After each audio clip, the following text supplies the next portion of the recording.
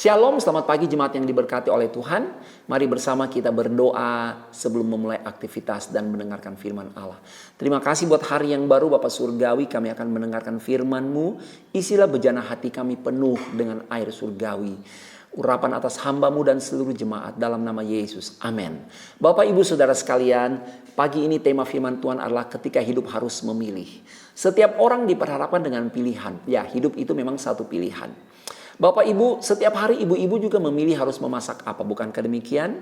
Ketika ibu-ibu pergi ke tukang sayur atau melijo, maka ada tempe, ada tahu, ada kentang, jagung, ikan bandeng, daging ayam, sayur bayam, sawi, kangkung, lombok. Ibu-ibu memilih apa?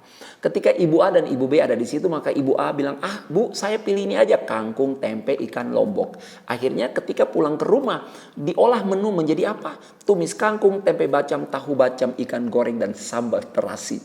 Ini luar biasa. Saya kalau pikir-pikir, ibu-ibu ini luar biasa ya. Mereka pergi ke melijo dan apa yang ada di meja si penjual sayur, itu yang harus mereka pilih. Dan pilihan mereka itu menghasilkan menu yang lezat dan enak dan sangat dinikmati oleh keluarga. Nah, ibu B milih apa? Milih bayam, jagung, daging ayam, dan kentang. Jadilah apa? Jadilah sayur bayam berisi jagung, ada ayam goreng, ada perkedel, dan sambal bajak di meja makan. Oh, lezat sekali. Hebat ibu-ibu. Pilih dengan cerdas. Itu satu contoh bahwa hidup ini harus memilih. Begitu juga ketika kita contohnya memilih pakaian ya. Ada teman saya, dia terlambat ke pesta padahal dia akan mengisi acara di pesta. Dan dia penting banget, dia harus menyanyi dari awal pesta dan sampai dengan akhir pesta dia terlibat di dalamnya. Tapi dia terlambat saudara sekalian. Bayangkan terlambat ya. Padahal dia harus mengisi acara di awal pesta. Karena apa? Gara-gara baju, milih baju. Dia bingung. Pakai long dress ntar gaya rambutnya gimana. Padahal dari siang dia milih-milih baju gitu ya. Dan oke ada long dress. Tapi rambutku gimana? Harus ke salon dan segala macam lagi. Udahlah kalau gitu. Milih baju atasan sama bawahan yang terpisah bukan long dress. Tapi warnanya apa ya? Pernak-pernik hiasannya ntar gimana nih? Sepatunya gimana? Waduh, dan begitulah ribet dan bingung dengan pilihan. Akhirnya walhasil apa? Terlambat ke pesta. Terlambat mengisi acara. Iya, hidup kalau kita tidak bisa memilih, maka perjalanan langkah hidup kita bisa terhambat. Benar demikian? Jadi harus memilih dengan sigap, dengan tepat, dengan cepat. Nah, kemudian sekelompok anak SMA dengan raut wajah yang bingung. Kenapa masing-masing harus milih jurusan? Aduh, gimana nih? Udah nanya gurunya kasih tuntunan. Terpulang kembali pada kamu. Nanya orang tuanya, gimana nih? Nanya temannya gimana? Ya harus kembali dari hatinya dia, dari keputusannya dia bingung. Hanya mereka belum mengisi formulir pendaftaran juga. Karena apa? Aduh, gimana ini? Begitu banyak pertanyaan diperhadapkan dengan pilihan. Karena apa? Karena memang pilihan mereka penting menentukan hari esok mereka. Mereka akan berkuliah di fakultas mana, jurusan apa, di kampus yang mana. Akhirnya selama berpikir, akhirnya mereka memilih juga. Tetapi ya itulah saudara sekalian, dengan raut yang tidak pasti. Hidup ini memang harus memilih jodoh, pekerjaan, dan banyak hal yang harus kita pilih. Bapak Ibu Saudara sekalian, mari kita melihat bahwa di dalam Mazmur 25 ayat 12 firman Allah berkata, siapakah orang yang takut akan Tuhan? Kepadanya Tuhan menunjukkan jalan yang harus dipilih. Jadi kita melihat di sini bahwa bagi orang yang benar-benar mengasihi Tuhan, hidup dalam kebenaran, memang Tuhan akan memberikan dia kesempatan untuk memilih. Tapi ketika dia memilih, Tuhan pasti terlibat dan Tuhan memberkati pilihannya. Mengapa, saudara sekalian? Karena memang orang ini hidupnya berpusat pada kehendak Allah. Dia melibatkan Tuhan di dalamnya. Dan keputusannya pasti Tuhan akan terlibat di dalamnya juga. Nah, marilah kita belajar dari Abraham dan Lot, saudara sekalian. Kalau bicara mengenai pilihan, kita belajar dari Abraham dan Lot dalam Kejadian 13. Saya baca ayat 8 sampai ayat 12. Maka berkatalah Abraham kepada Lot, janganlah kiranya ada perkelahian antara aku dan engkau, antara para gembalaku dan para gembalamu, sebab kita ini kerabat. Bukankah seluruh negeri ini terbuka untuk engkau? Baiklah pisahkan dirimu daripadaku. Jika engkau ke kiri, maka aku ke kanan. Jika engkau ke kanan, maka aku ke kiri. Ayat 10. Lalu Lot melayangkan pandangnya, dan dilihatnya lah bahwa seluruh lembah Yordan banyak airnya, seperti taman Tuhan, seperti tanah Mesir sampai ke Zoar. Hal itu terjadi sebelum Tuhan memusnahkan Sodom dan Gomora. Sebab itu Lot memilih baginya seluruh lembah Yordan itu, lalu ia berangkat ke sebelah timur, dan mereka berpisah. Abram menetap di tanah Kanaan, tetapi Lot menetap di kota-kota lembah Yordan dan berkemah di dekat Sodom. Saudara sekalian perhatikan, kita tahu bahwa akibat pilihan Lot dalam Kejadian 13 selanjutnya, maka Lot mengalami penderitaan di tengah-tengah kekayaannya. Memang dia kaya, dia sukses, dia berhasil di daerah Sodom dan Gomora, tapi dia sangat menderita. Bahkan yang tragis, saudara sudah tahu siapa yang menjadi tiang garam? Istri Lot. Bapak ibu saudara sekalian, apa kesalahan Lot? Ketika hidup harus memilih, ketika Lot diperhadapkan dengan pilihan, maka ada dua kesalahan Lot. Yang pertama, saudara sekalian, Lot memilih semata-mata untuk kepentingan diri sendiri. Lot memilih dengan cinta diri sendiri. Dengan kata lain, Lot memilih di atas keinginan mata, di atas keinginan daging. Mari kita melihat bahwa dalam Kejadian 13 ayat 11 tadi, Lot memilih baginya seluruh lembah Yordan. Lot memilih baginya seluruh lembah Yordan. Apa artinya? Dalam bahasa Inggris dikatakan bahwa Lot choose that land for himself. Jadi dia memilih untuk dirinya sendiri. Kalau saudara renungkan ayat ini, saudara akan melihat ada sesuatu yang menjadi jiwa, yang menafasi, menjiwai pilihan Lot. Yaitu apa? Kepentingan diri sendiri. Keinginan daging yang begitu kuat. Sehingga dikatakan bahwa Lot choose that land for himself. Dia memilih untuk dirinya sendiri. Artinya apa saudara sekalian? Dia pilih yang baik. Semua yang baik dia pilih. Dan yang buruk, yang jelek-jelek, itu dia sisakan untuk kerabatnya, untuk Abram, untuk pamannya. Bapak Ibu, Lot dikuasai oleh cinta akan dunia. Di dalam Galatia 5 ayat 19 sampai 20, di situ ada deretan perbuatan daging. Namun satu yang saya copy yaitu kepentingan diri sendiri. Kepentingan diri sendiri. Ketika diperhadapkan dengan pilihan, maka yang dipilih itu semua yang baik hanya untuk demi kepentingan diri sendiri. Sama sekali tidak ada kepedulian kepada orang lain. Ini keadaan yang sangat mengerikan saudara sekalian. Dan roh cinta akan diri sendiri itu ada di dalam Lot. Dan pilihan dijatuhkan hanya dengan pertimbangan memperkaya diri sendiri. Itu kesalahan fatal dari Lot saudara sekalian. Saudaraku, kita harus belajar punya kepedulian terhadap orang lain. Jangan mengambil semua hanya untuk diri sendiri. Ketamakan membuat kita melupakan orang lain. Ada satu pengajaran Paulus yang menarik, ya. Saya bilang menarik.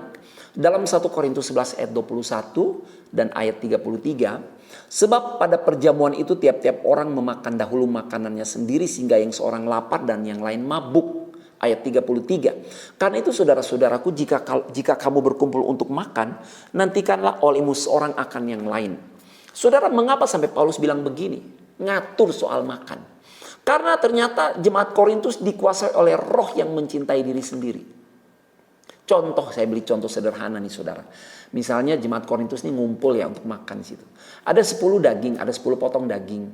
Yang ngumpul itu 10 orang, harusnya kan kebagian, kan semua kebagian. Tetapi ketika akan makan, maka orang pertama ngambil 2. Orang kedua ngambil 3. Akibatnya apa? Belum sampai orang kelima udah habis. Makanya Paulus bilang apa? Yang lain udah makan makanannya sendiri. Sehingga yang lain kelaparan, yang lain mabuk. Mabuk kekenyangan. Tapi yang lain kelaparan. Mengapa demikian? Karena jemaat Korintus dikuasai oleh roh yang mencintai diri sendiri. Saudara, mari kita budayakan mencintai sesama. Seperti kita mencintai mengasihi diri kita sendiri. Apalagi kita ada di tengah-tengah masa pandemi COVID, saudara sekalian. Ya, di tengah-tengah masa pandemi COVID, jangan kita rebutan sembako ya, seperti itu kira-kira.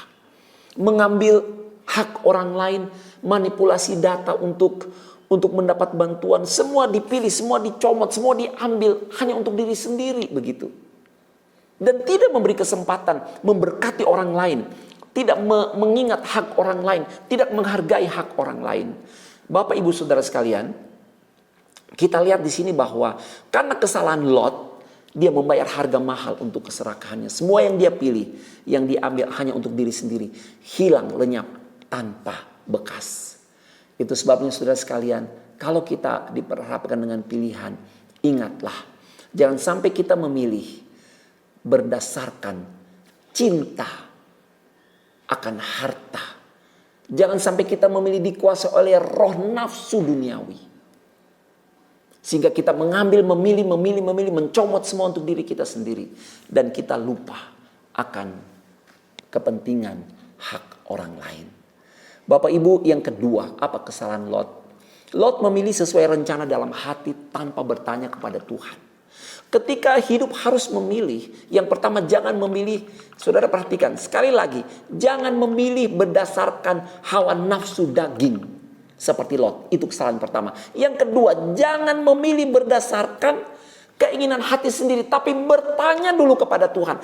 Kesalahan kedua, Lot memilih tanpa bertanya kepada Tuhan. Sama sekali tidak. Dia tidak memilih dengan bertanya kepada Tuhan terlebih dahulu. Saudara sekalian, di dalam Kejadian 13 ayat 10 dikatakan bahwa lalu Lot melayangkan pandangnya dan dilihatnya bahwa seluruh lembah Yordan banyak airnya seperti taman Tuhan, dan selanjutnya. Mata jasmani menguasai, mendominasi keputusan, menutupi mata hati untuk melihat rencana Tuhan. Saudara, Lot lupa bahwa Tuhan itu sebenarnya punya rencana bagi dirinya. Dan dia tidak berdoa, tidak mencari kehendak Allah. Ini kesalahan yang fatal, saudara sekalian. Bapak Ibu, saya mau katakan bahwa ketika kita diperhadapkan dengan pilihan, minimal ada 2 pertanyaan yang harus kita pertanyakan pada diri kita dan kita coba jawab. Pertanyaan pertama, kalau saudara harus memilih, apakah pilihan ini berkenan di hadapan Tuhan atau tidak? Itu pertanyaan pertama. Apakah yang saya pilih ini berkenan di hadapan Tuhan atau tidak? Kalau saudara pilih pacar, saudara pilih kekasih, calon hidup, pasangan untuk seumur hidup. Sebab kekristenan tidak mengenal perceraian. Maka saudara harus bertanya, apakah pilihan ini berkenan di hadapan Tuhan atau tidak? Maka kita tahu patokan umum bahwa firman Allah berkata, terang dan gelap tidak bisa bersatu. Jawab itu. Kalau saudara berkata bahwa ini berkenan kepada Tuhan, silahkan. Begitupun ketika kita mengerjakan sesuatu. Apa yang kita lakukan? Apakah itu baik atau tidak? Mengambil sesuatu yang bukan milik kita, memperkaya diri kita. Apakah itu baik atau tidak? Ketika kita berdagang, kita memanipulasi data. Kita menyampaikan data yang tidak benar, dusta, hanya supaya kita dapat keuntungan besar. Coba kita pilih. Memilih untuk menentukan harga-harga ketika kita berdagang, ketika kita berhadapan dengan customer kita, bagaimana pola komunikasi yang kita pilih? Apakah itu pola komunikasi yang jujur, ataukah pola komunikasi yang cerdik seperti ular, tapi tidak tulus, tanpa kesucian? Coba kita jawab pertanyaan pertama, apakah pilihan ini berkenan di hadapan Tuhan atau tidak? Kalau tidak, jangan pilih. Tapi kalau saudara bilang, iya berkenan, silahkan. Tuhan pasti memberkati. Dan pertanyaan yang kedua, apa pilihan ini berguna bagi jasmaniku dan rohaniku? Itu pertanyaan kedua kalau saudara memilih. Apakah pilihan saya ini berguna bagi jasmani saya dan berguna bagi rohani saya? Jangan hanya berhenti di jasmani. Lot waktu dia lihat, wow, ini kalau saya pilih lembah Yordan ini, daerah Sodom dan Gomora, saya pasti berhasil, sukses. Itu tanah subur, pertanian saya maju. Saya punya ternak, punya makanan, peternakan saya pasti maju, saya pasti kaya, berhasil, sukses. Hanya sebatas jasmani. Dia tidak mempertanyakan apakah ini berguna bagi rohaniku. Padahal di sana, saudara sekalian, daerah yang tidak takut akan Tuhan. Dan benar, akhirnya Lot hidup menderita di tengah-tengah cara hidup yang tidak berkenan di hadapan Tuhan di Sodom dan Gomora. Bahkan Tuhan hancurkan daerah itu dan Lot kehilangan segala-galanya. Saudara, kita perlu bertanya kepada Tuhan ya. Kalau saudara diperhadapkan dengan pilihan, saat hidup diperhadapkan dengan pilihan, berdoa tanya. Kenapa kita harus bertanya? Karena kita tidak tahu hari esok itu seperti apa. Karena Yakobus 4 ayat 14 berkata, kamu tidak tahu apa yang terjadi besok. Hidupmu seperti uap. Makanya perlu bertanya dulu, berdoa sungguh-sungguh bergumul. Kalau pilih jodoh, pilih pekerjaan, pilih pendidikan, dan apapun juga itu, berdoa tanya kepada Tuhan. Kenapa kita harus bertanya? Sebab Tuhan punya rancangan, amin. Tuhan udah punya rencana. Jadi jangan kita, maaf mungkin belagak tahu dengan rencana kita. Sehingga kita mengabaikan rencana Tuhan dan kita lakukan rencana kita. Yesaya 55 ayat 8, sebab rancanganku bukanlah rancanganmu dan jalanmu bukanlah jalanku, demikianlah firman Tuhan. Kita pikir ini jalan lurus, kita pilih itu padahal berujung maut. Kita pikir ini jalan berhasil sukses, padahal itu jalan buntu. Pilihlah jalan Tuhan dan oleh sebabnya berdoalah terlebih dahulu. Berdoa. Doa sungguh-sungguh, minta. Saya percaya Tuhan pasti tunjukkan tanda. Sebab Tuhan Allah yang hidup yang akan mengkomunikasikan kehendaknya bagi orang-orang yang sungguh-sungguh berseru dan bertanya mencari kehendak Tuhan. Amin. Amin. Dan mengapa kita harus bertanya kepada Tuhan? Karena kalau kita bertanya, berarti kita mengandalkan Tuhan. Dan kalau kita mengandalkan Tuhan, kita punya janji berkat. Yeremia 17 ayat 7, diberkatilah orang yang mengandalkan Tuhan, yang menaruh harapannya pada Tuhan. Segala puji bagi nama Tuhan, silakan memilih dan pilihlah yang terbaik. Tuhan pasti memberkati. Mari berdoa bersama dengan saya. Bapa, terima kasih buat firman pada pagi ini. Tanamkan dalam hati dan pikiran kami. Kami mau hidup seturut dengan rencana Allah. Bukan kehendak kami, bukan keinginan daging, nafsu duniawi, cinta diri sendiri yang mendasari pilihan kami. Tapi biarlah kami memilih berdasarkan rencana dan kehendak Allah dalam hidup kami. Karena kami tahu Tuhan punya rencana besar bagi setiap kami. Terima kasih. Ampuni kami kalau kami sudah salah memilih.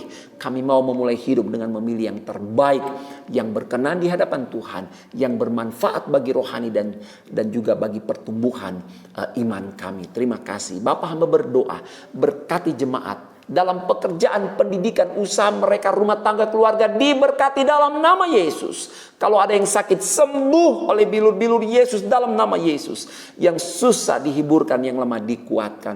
Hamba berdoa, berkati gembala, beri kesehatan, kekuatan, disembuhkan dalam nama Yesus. Urapan baru menyertai pelayanan hamba-Mu, memberkati jemaat, nama Tuhan dimuliakan, bahkan cukupkan semua yang diperlukan oleh hamba-Mu. Kami percaya Tuhan, gembala kami ditolong, dikasih melihat kebaikan kemurahan Tuhan. Terima kasih Bapa, terima kasih. Dan juga berkati seluruh hamba-hamba Tuhan, seluruh jemaat yang aktif dalam melayani Tuhan. Setia Tuhan nyatakan diri-Mu dan kemuliaan-Mu. Terima kasih. Kami berdoa berkati Indonesia, berkati Bapak Presiden Joko Widodo, Bapak Wakil Presiden Ma'ruf Amin, dan begitu juga jajaran menteri diberkati dalam nama Yesus. Seluruh pemerintahan dari provinsi, kota, kabupaten, kecamatan, kelurahan, desa, dusun, bahkan sampai pemerintahan RW RT diberkati dalam nama Yesus. Lembaga pemerintahan legislatif, eksekutif, yudikatif dalam negara kami diberkati dalam nama Yesus. Bahkan kami berdoa juga Tuhan tolong para penjaga keamanan, Polri, TNI diberkati, dilindungi dalam nama Yesus. NKRI diberkati dalam nama Yesus. Begitu juga Indonesia, Tuhan luputkan dari pandemi COVID. Tuhan sembuhkan, mujizat terjadi dalam nama Yesus. Berkati seluruh dokter, perawat. Sungguh kami hanya bergantung dari kemurahan Tuhan. Engkau dokter, tabib yang ajaib, yang masih mengerjakan kesembuhan sampai hari ini. Terima kasih. Segala puji syukur hanya bagi Tuhan saja. Terima kasih untuk hari yang baik, pagi yang diberkati. Kami sudah ditolong oleh Tuhan lewat firman-Mu. Kami akan kembali beraktivitas. Tuhan tolong kami. Terima kasih. Dan sekarang kekasih-kekasih Tuhan, marilah terimalah berkat dari Bapa, Anak dan Roh Kudus, yaitu dalam berkat nama Tuhan Yesus Kristus menyertai kita sepanjang hari ini. Dalam nama Yesus kami sudah berdoa. Haleluya. Amin. Shalom. Tuhan Yesus memberkati.